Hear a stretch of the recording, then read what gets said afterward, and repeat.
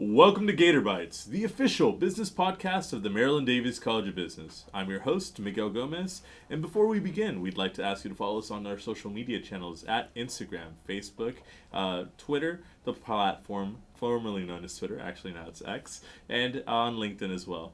Today we have our guest, Mr. Cleo Franklin. Welcome to the show.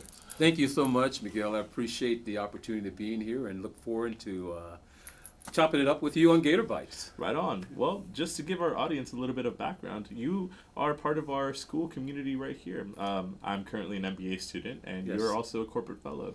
Yes. And to just sort of give the audience a little bit of background, we have a special program here in our MBA in which we have a corporate fellow that works alongside a faculty professor that teaches the theoretical side, but the corporate fellow teaches the practical application. And I had a chance to take marketing management last semester, and you were my corporate fellow along with Yes. Professor Davis, Yes. Dr. Davis, and you taught us a lot about what is it actually like to apply the theory of marketing in real-world application, especially during your time at Mahindra & Mahindra, one of the largest Indian companies in the world, as well as one of the largest tractor manufacturers in the world. And you Yes. served as CMO, Chief Marketing Officer. Yes, I did.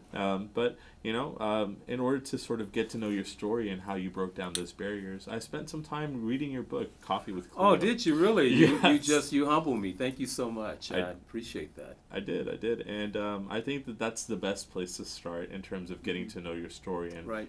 how the doors were open to lead the pathway to you eventually becoming Chief Marketing Officer, and even now today founding your own foundation, Yes. becoming a writer, and being able to share stories with the next generation. But so to begin, I'd like to go ahead and ask you, tell us about the importance of not quitting. And how did not quitting in high school basketball lead the door to you becoming Chief Marketing Officer at Mahindra & Mahindra? Miguel, I love the question. It's a little bit about my background. I am a former student athlete, and this not quitting story is in my book, Coffee with Cleo. I was a freshman high school basketball player, and the story I talked about is I was frustrated at a game once, and it was a game playing against some of my buddies, and they were there and didn't play as much as I wanted to. The coach made a decision, and I was not happy with that decision. So after the game, I quit. I officially threw my uniform at him and said, I'm done. And Coach Harvey Bross, who I owe a lot to, refused to let me quit. And the way that he engaged me that day changed my life, because he said, Cleo, you're a good ball player.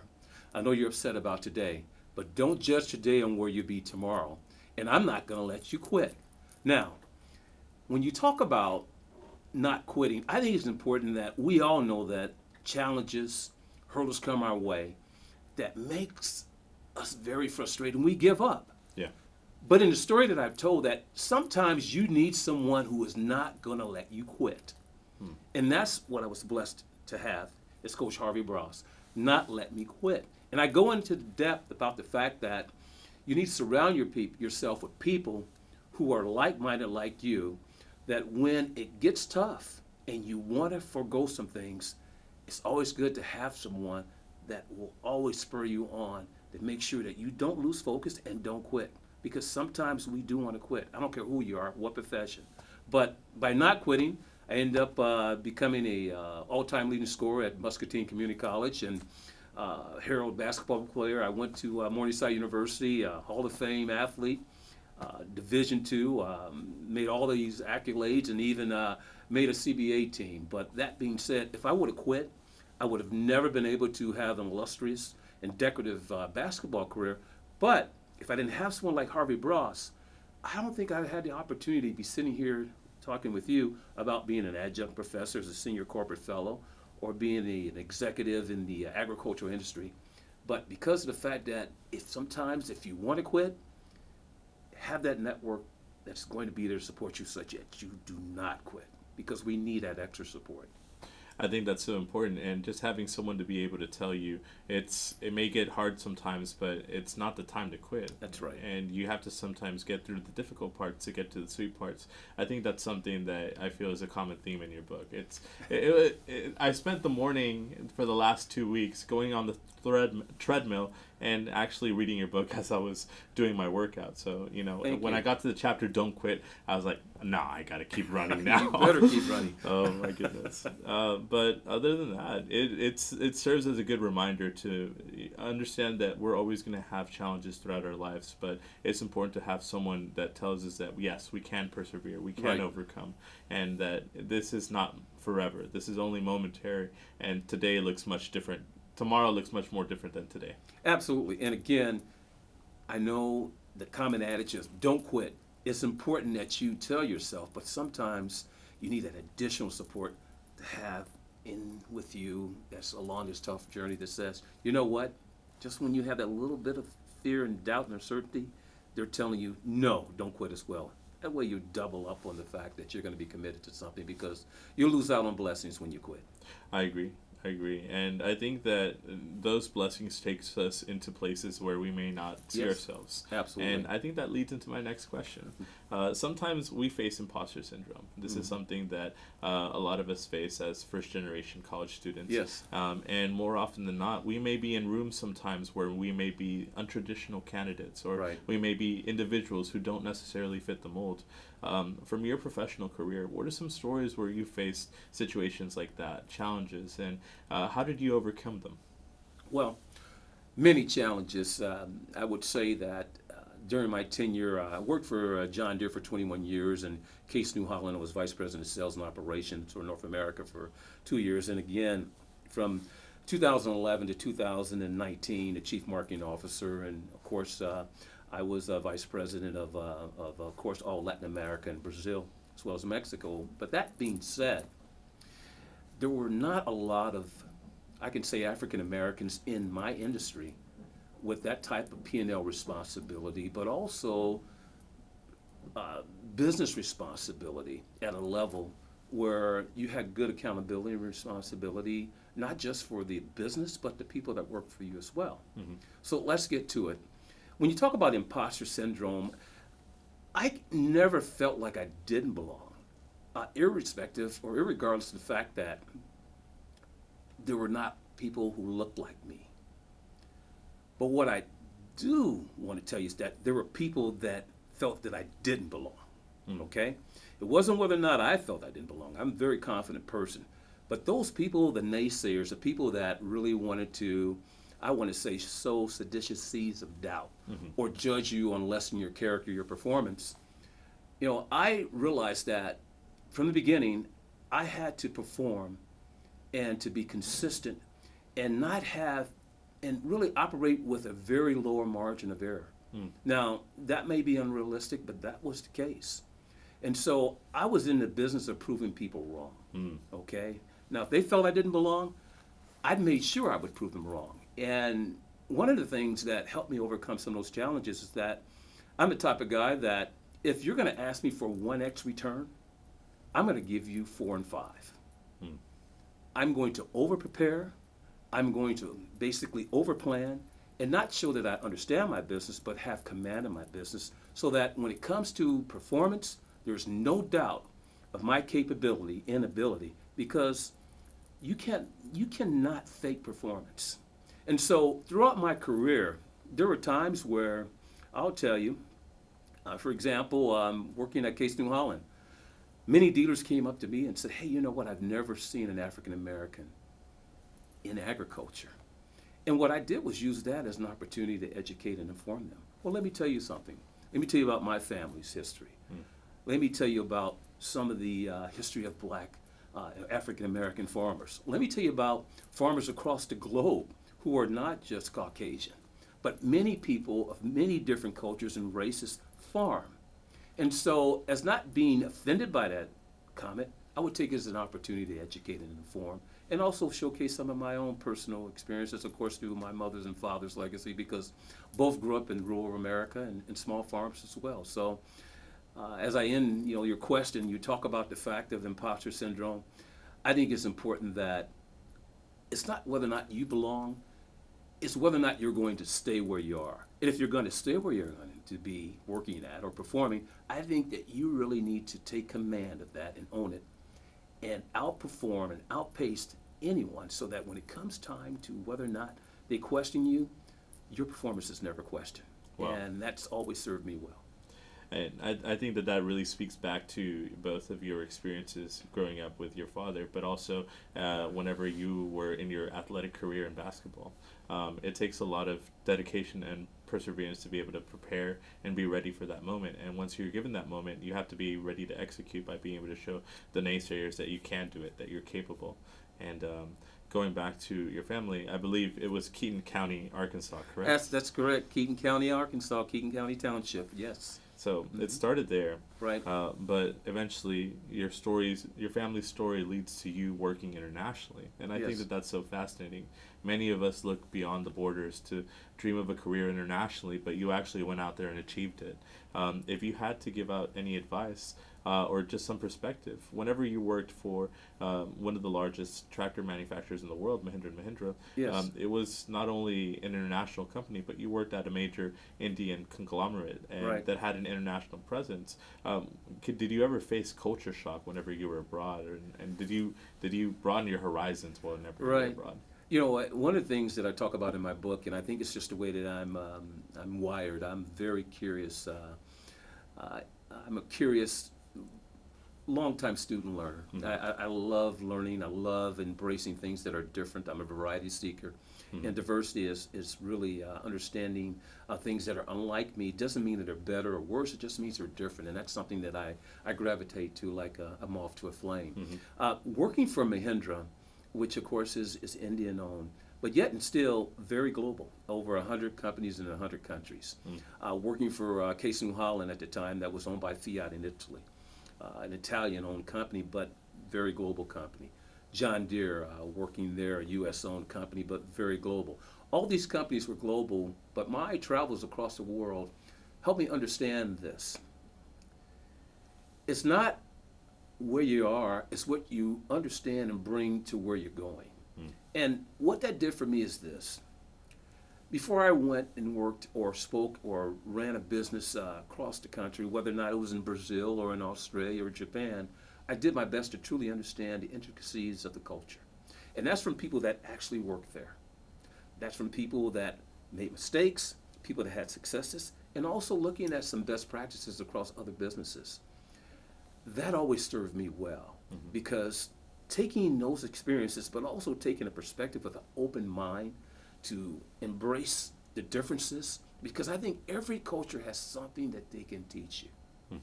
The industriousness, the embracing of entrepreneurship at Mahindra, I think was unparalleled. Very different in Case New Holland, very based on performance, and very little margin of error. John Deere, very strategic company, very process oriented. Doesn't move very doesn't move very fast, but very strategic in the investments that they're going to make from a conservative approach. All very different, all from different companies that they're own, all global, but the learnings based on the strategic intent and purpose of the company and where the company was at this stage taught me different things, that there's not a one-size-fits-all approach. But if you're going to work for a company, you need to understand the cultural aspects of it, the intricacies, the differences that company basically has to offer, and embrace it and learn from it. That leads us into our next question. With that experience internationally and being able to understand how there are different ways that people work and there are different processes in terms of being able to get stuff done, a common theme throughout your story is the ability to execute and just get things done. Right. I think that goes back to one thing that really struck out to me whenever I was reading your book. One thing that your father taught you that you mentioned in the stories is you can judge a lot about a person by their do-say ratio. That's right. And I think that right now we're coming into an inflection point where there's a new generation of professionals entering to the workplace, Gen Z. And more often than not, one of the things that has been observed from more of a qualitative is that they struggle with sometimes not being able to get things done. And now that just may be qualitative, but how would you go about showing and giving some tips to the next generation to show the naysayers that they can actually execute and they can actually get things done? Yeah, one of the things that I love about Gen Zs, millennials, of course, Gen Xers, and of course a baby boomer with myself, is that we're all very different. We take different approaches. And the advice that I would give is understanding that different is not necessarily good or bad. It's just different. And I'm a big believer in the fact that taking one's own strengths and understanding what you love, what you're good at, the things that basically get you up in the morning. I think it's important to embrace that first, but to make sure that you apply those in all the things that you do, both professionally and personally. So what do I mean by that? If I'm a person that loves to, quote unquote, build relationships and very strategic in trying to collaborate and getting things done, then that's a strength of mine that I need to take advantage of. And that's something that I would impress upon everyone to understand those types of aspects that are intricate to them to build upon those strengths. And so there's no substitute for a GSD, and that's getting stuff done. People love people that do what they say, that have very little margin in what they're going to say and do, but they're 100% that way because it builds trust. And it also is someone that you can count and depend on. So I don't care who you are.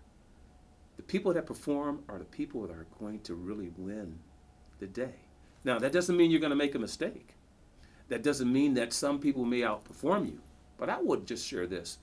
Look for those people and model the behavior that you feel are the ones that can get things done. And when you do that, you'll learn something.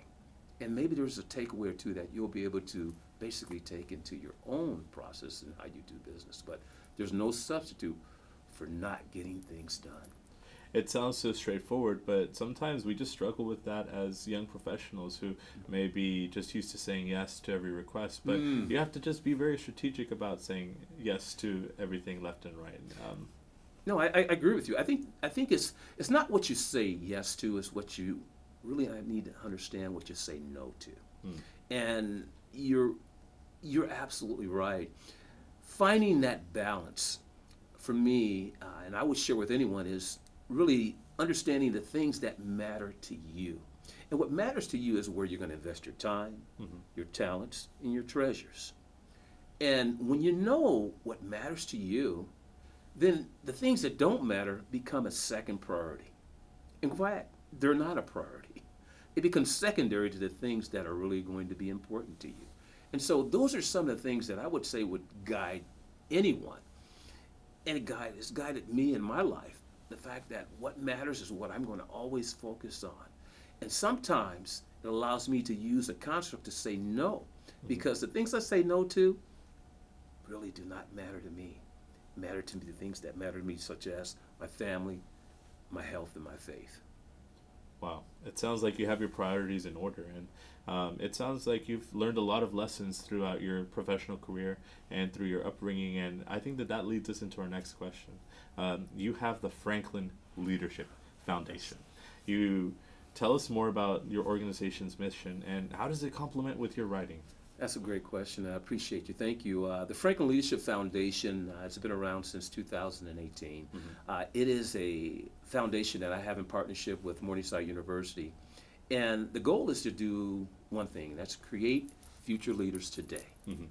And that's by investing in talent, that is the next generation of leaders, by providing them internships, scholarships, externships, access to the experts within my network, in and out, to come in, to speak, to offer professional and personal guidance. And matter of fact, about a couple of weeks ago, we just had our fourth leadership summit where we brought in 3 different experts to speak to the students at Morningside University. And this is people, we do this as well as a live stream, so if you're not in that area, you have access to these people. But I think it's important that you take the opportunity to share insights from the people that have been there, have done it, that are willing to share that information, that hopefully it transfers and translates to those that are trying to get to where you are. It's no different than we just spoke about the corporate fellow partnership with the professor partnership. You have theory and you have application. When you have both, it works best because theory is not enough. And so the Franklin Leadership Foundation is just about investing in students and making sure that they get those lessons that are not taught in a textbook, that they hear from people, the real talk and the things that matter, that are going to help them move the needle in their business and maybe inspire them to do things that you and I are doing today. Real talk is all about just being able to walk the walk and talk the talk. That's right. And I think that just goes in line with a lot of what you've told me this whole conversation, and at the same time, what you hope to be able to inspire the next generation of leaders through the Franklin Leadership Foundation. Now, I want to just go ahead and touch on the last topic. Okay. You have a new book. Yes, I do. You have a new book. Conversations with Cleo, is that Yes, correct? absolutely. What are some inspirational themes that we should be expecting, and when is this book dropping? Well, the book is ready today. You can go to www.coffeewithcleo.com, coffeewithcleo.com, and order the book.